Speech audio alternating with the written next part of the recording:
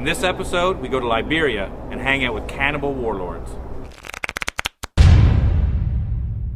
I left it up on the topper. I'm gonna eat it. Left it in a jar hot. I was afraid probably the whole time I was in Liberia. There's always this underlying hum of violence, and the poverty there is so crippling that you're kind of like, why wouldn't they steal our camera? Why wouldn't they steal our clothes? I mean, people are starving and all they know is war.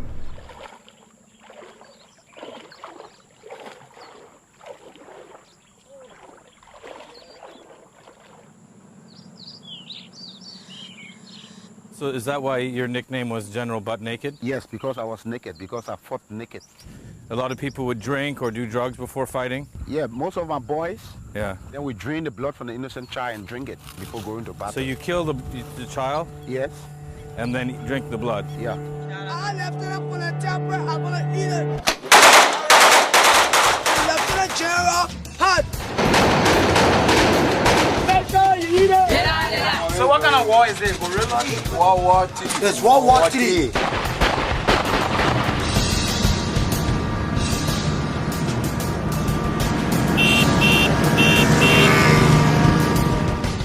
We here at Vice have been fascinated by Liberia for a long time. It's America's first and only foray into quasi-colonialism in Africa. It started as a Back to Africa movement for freed slaves. In fact, the Constitution was written in Washington, and Monrovia, the capital city of Liberia, is actually named after President Monroe, and it became a state in the 1840s. So the freed slaves go back to Africa and promptly enslave the native Africans based on the plantation method they had learned in the US, which lasts for about 140 years until Samuel K. Doe, the first native African-born Liberian, was elected. But this doesn't last very long. Why? Because an American-educated, and some would say American-backed, rebel leader named Charles Taylor and his buddy Prince Johnson came from America and overthrew him. We are not a military group here. I'm not a soldier. What we seek to do is to destroy these military dictatorships around Africa. And that's that Charles Taylor virus. If the civilians can throw out the army, wow, we are in trouble. Well, I love it. We will fight to the last man. I will get weapons from wherever I have to get it. If the Pentagon's got some, please give me some. Despite reports that the government wants talks with the rebels, the violence goes on. The government and people of this country assure you that the armed forces will protect them and that the rebel will soon be eliminated. Rebel forces stormed into the center of the capital today. They're now less than a mile from the executive mansion where President Samuel Doe has barricaded himself with about 500 soldiers. In fact, Prince Johnson, who got to Doe before his buddy Charles, ended up torturing him, cutting him up, and is rumored to have eaten him while filming the whole thing.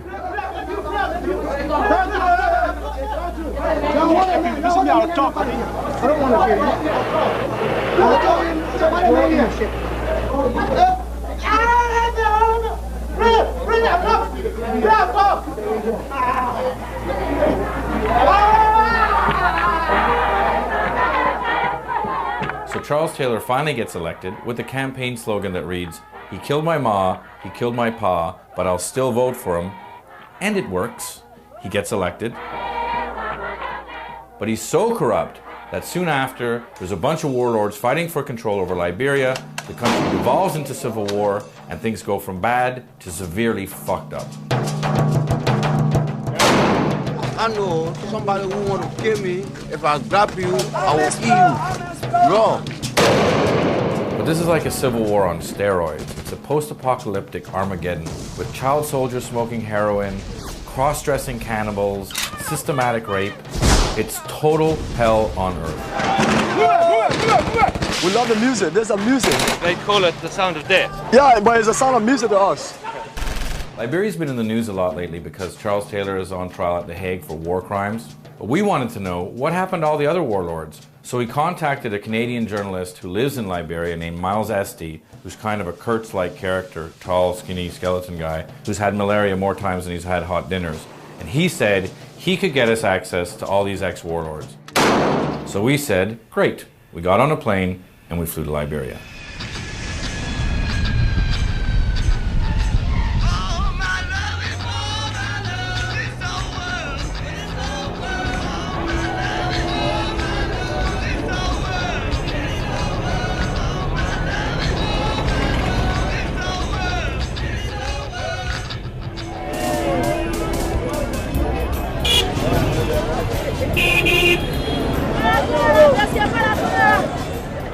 When you first get to Monrovia, the first thing you think is, it's really hot. It's really hot, it's really poor, and it's totally chaotic. In fact, when we went to pick up Miles, he had just gotten out of the hospital with malaria. He gets in the car and he says, "Are you ready to go? We're going to Baboon Town in the red light district to meet our first general, General bin Laden."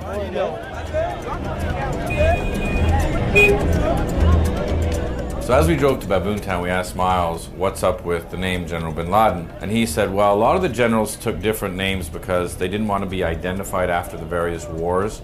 And these pseudonyms were meant to strike terror into the hearts of their enemies. So there's a General Rambo because he's scary. There was a General Mosquito because mosquitoes are terrifying because they bring malaria. The general that fought General Mosquito was named General Mosquito Spray. And of course, there's General bin Laden. In fact, there's two General bin Ladens.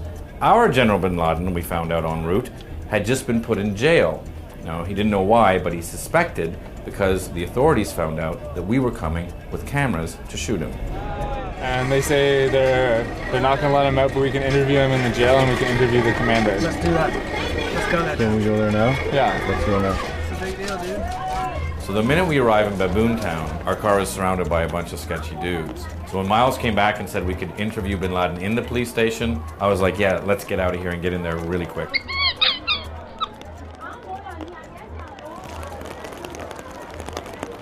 So we get into the police station and it's chaos.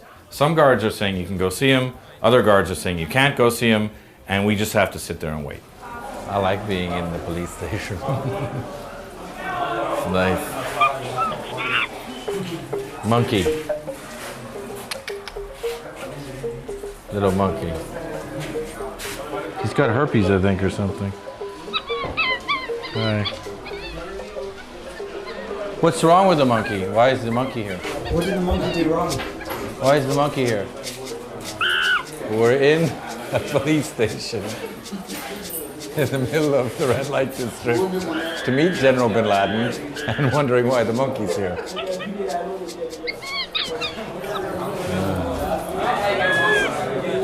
And eventually, after sitting there for a while, we realized, oh, we've got to grease some palms. So we gave them some money, and bang, we were back into the jail, and we could talk to bin Laden.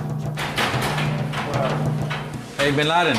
Yeah. How are you? My friend Shane. Shane. I'm Bempsey, yeah. Nice to meet you. We're gonna try to get you out of here now, and then we can go back. We can go back and establish the program. Very next. Okay. That will be fun. All right. We're gonna do it right now. Now. Okay. God bless you. To get him out, what do we have to do? You know what you did? Yeah, I know what he did. Just we're talking about to get him out. What do we have to do? Yeah, when you pay that money, or you To who? What do you mean?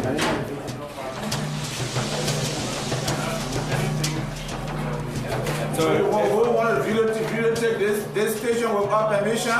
Is that what we do? Yeah. If you're not getting permission from me to videotape my office? Okay, well, Okay, stop. Permission. It's off. the video's off. He's carrying. You're just holding it right now. Well, I hope that I have not been recorded here up air because you know this is a criminal. Look, we're good people. We're good. Nobody's Nobody's recording anything. You just need to pay some cash for getting. Sure, I can give him cash. Can Can we pay him and pay you a fine and then take him? Fine. Okay, great. That's good. Okay. Okay, let's go. Okay, let's go.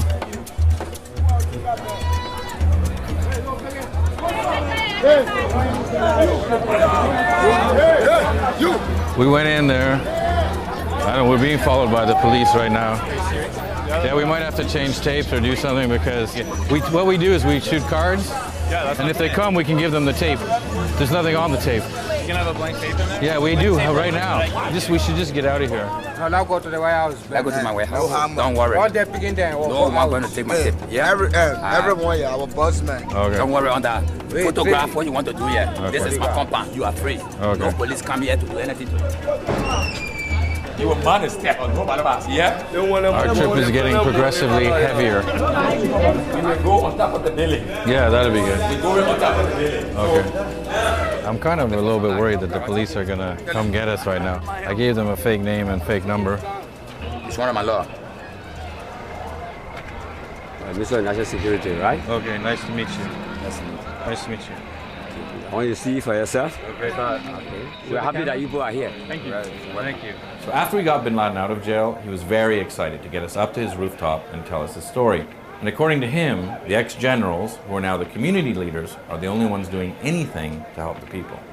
So maybe you could explain a little bit about, so first of all, you became known as bin Laden during the war. During the war. And then after the war, now you're sort of trying to help people by carpentry and by karate. Karate. After the war, I see some friends going astray. Yeah. You know, so long hours as a general, I'm gonna make sure I bring them together. Yeah. So I do both carpentry and masonry. Yeah. And I got men that are in my workshop who do carpentry work, and I got a few who do martial art. Yeah. Yeah. Do you get any money here? We do our own collection sometimes before we can have rehearsal. No, but the UN or the government doesn't give you any money. Nothing. The government does not give me no support. Nothing. The UN does not give me support. It's the first time meeting you people, Yeah. calling me and hearing, getting information from me. We only need the government attention to And our program. is this area, this is red light here? It's a red light Gorbachev. Yeah. This is red And light. is there a lot of crime in red light? Yeah, it's wet time. This is red light. Red light. Now it seems like everyone hanging around knows how we got him out and for how much, and that has gotten around. And it's a hot topic of conversation. I don't think Shane knows that, so he's nice and calm on the screen. But keeping the stress level a bit higher than usual. Look at Liberia. Look at Liberia. We can build a place. We don't expect this older country that was born on a Christian principle.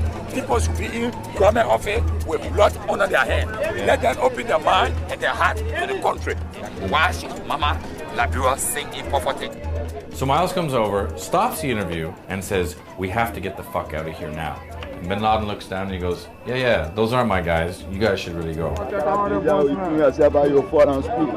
bin Laden gave us an escort, and a couple of his guys got us through the crowd, to the car, and we got the fuck out of there. Okay, let's go. Let's go. Holy fucking shit. But that was out of hand. We gotta get out of here. There was some heavy duty vibes there, boy. So after meeting and being freaked out by General bin Laden, we wanted to see what the UN and government were doing to rebuild Liberia. So we met a local journalist named Nagbe, and we asked him, and he said, "You want to see what the government and UN are doing? I'll take you to West Point."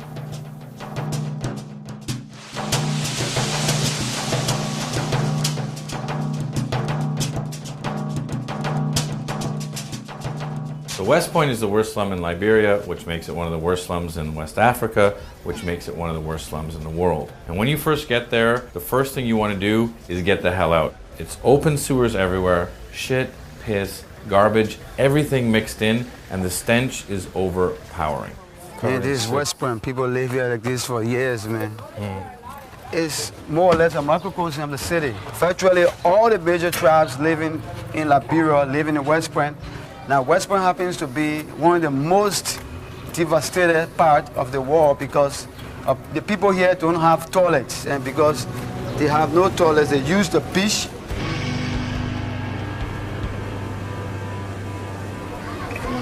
Oh, dude. It really stinks here.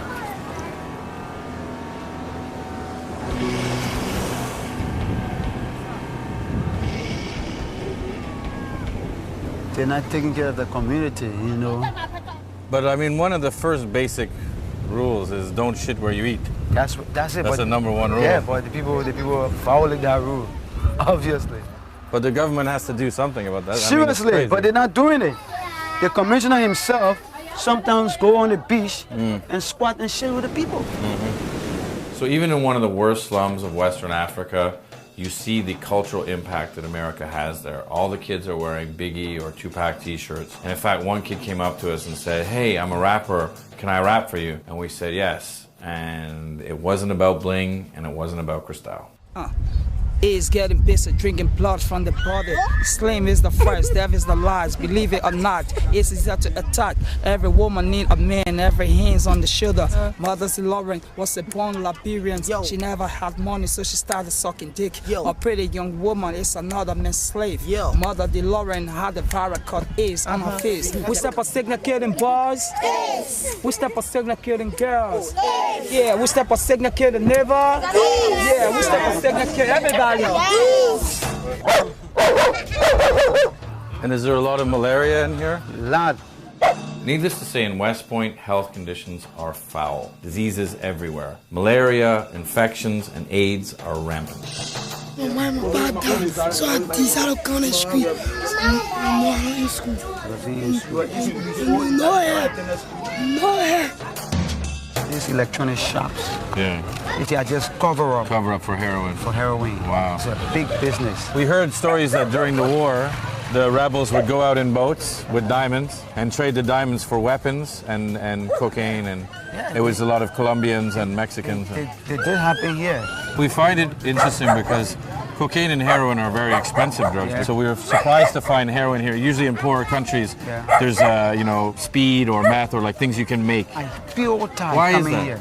The Nigerians. Nigerians bring it. You call it one nothing. It's nothing. The man is nothing. Not called nothing. If you swim the heroin over plus, you won't sleep, but you don't sleep. So which is nothing now. You want to smoke cocaine now? Yeah. I want cocaine to calm down now. Yeah, we don't want to fry now. Look, you remember that? Behind these areas are small shops that are used as brothels, and you can pay between $50 to $75 to $100. Liberian dollars? Liberian dollars. So how much is that? Less than $1. So because of the poverty, a lot of women have to become prostitutes. Yes. Or we like to use the term sex worker. Sex worker. We can go this way. I have no money, I just sell straight to get money. Almost such a way to feed them. If one or two, we got a part die in the war. $50, $30, $20 the fuck just to eat something. I'm a homosexual way. I can say I can eat raka insect, I can eat mango. And you know, Casmore. Well, we can take the corner, we'll show you the brothel we're going to go to tonight. Yeah. But we're not going to do anything else. You can just we'll just pass through, all right? No small child. So now we're in a brothel. We're going to come back tonight. It's not open right now. Condoms here. We got some stains here, some blood here. And shit. Not very clean. Towel used for wiping. This is pretty good. How do we get out of here? This way. So on our first day in Liberia, we see child junkies, shit and piss everywhere, malaria, AIDS, rape, and now we start hearing about cannibalism. The scaredest I was when we actually shot in West Point, which is the worst slum in West Africa. And it's kind of these rabbit warren streets. And we went to shoot in a brothel with these junkies. And the junkies started asking for money. They're like, where's my money? Where's my money? And people started hearing money and just flooded into the brothel, like, money, money, money. So we took off. The problem is you take off, you can't go anywhere because there's these little, streets that, that there's no rhyme or reason to them. So we're all running around in the dark. And we finally get back to the car against all odds. We get in the car and our driver's so freaked out about the mob following us that he peels off and nearly kills some people, which is terrifying because if you kill people down in West Point, they'll just take the car, rip you limb from limb. And so against all odds, we get out of there and I'm like shaking and nervous and whatever. And as we go, we realize, oh, now it's time to meet General Butt Naked.